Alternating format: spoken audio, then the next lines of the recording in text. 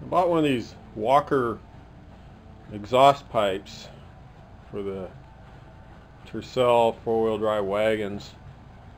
It's the Walker 46691, and it works pretty good. It's the only one they make that works actually, but you still have to cut about 9 inches off of it approximately. I don't know how much exactly it is, but somebody did a write-up on it on the Tercel 4wd.com site. It tells you where to cut it. Man, I made this jig up so that I can make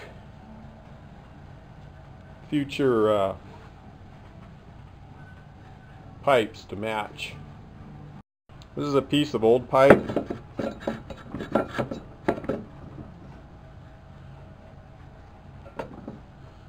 It's a little different, but close.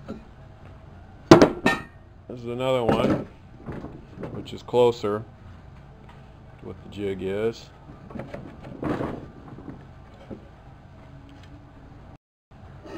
Now, O'Reilly's and AutoZone, you can get these 1 3/4 ID elbows. You see it's a little less than 90, but you need an 86 here, and it just fits in there pretty good.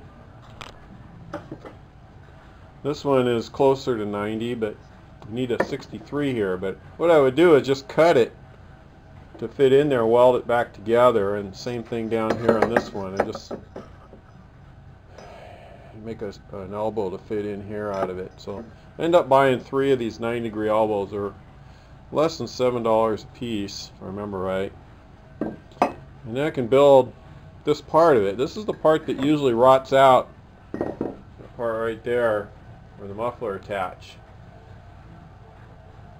And on my jig I made a mark locating where the hanger goes, and then I have this special piece down here for setting it in position. Same thing with the middle hanger. This piece stands up right here in this slot, and this is the shape of the hanger, and I set that in this spot, and then I can locate the middle hanger approximately. You can always bend them a little bit after you get them installed.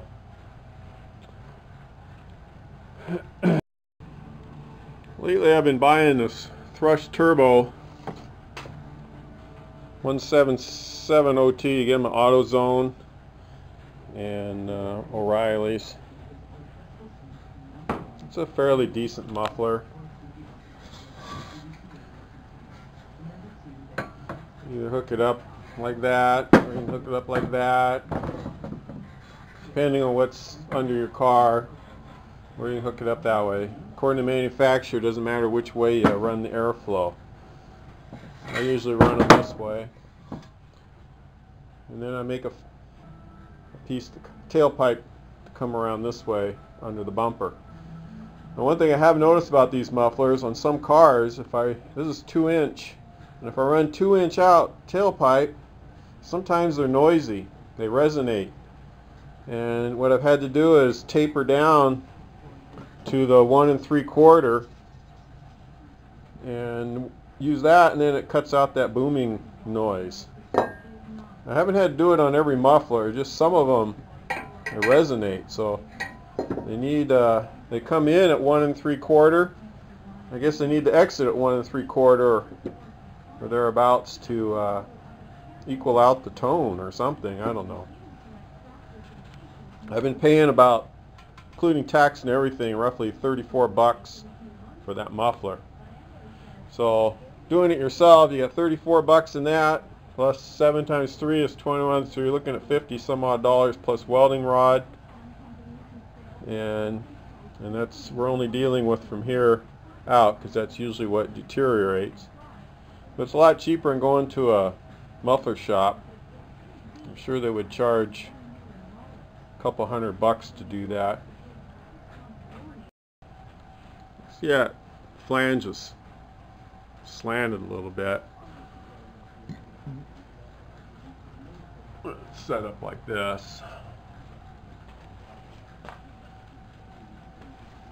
Probably ought to measure the degrees on that, just for the heck of it. Although this is for a type of car that has, I don't know what it's got in it for a cat converter, but normally the flange is back here. And it might be the same angle, I don't know. Okay, and near as I can tell, it's 13 degrees cocked.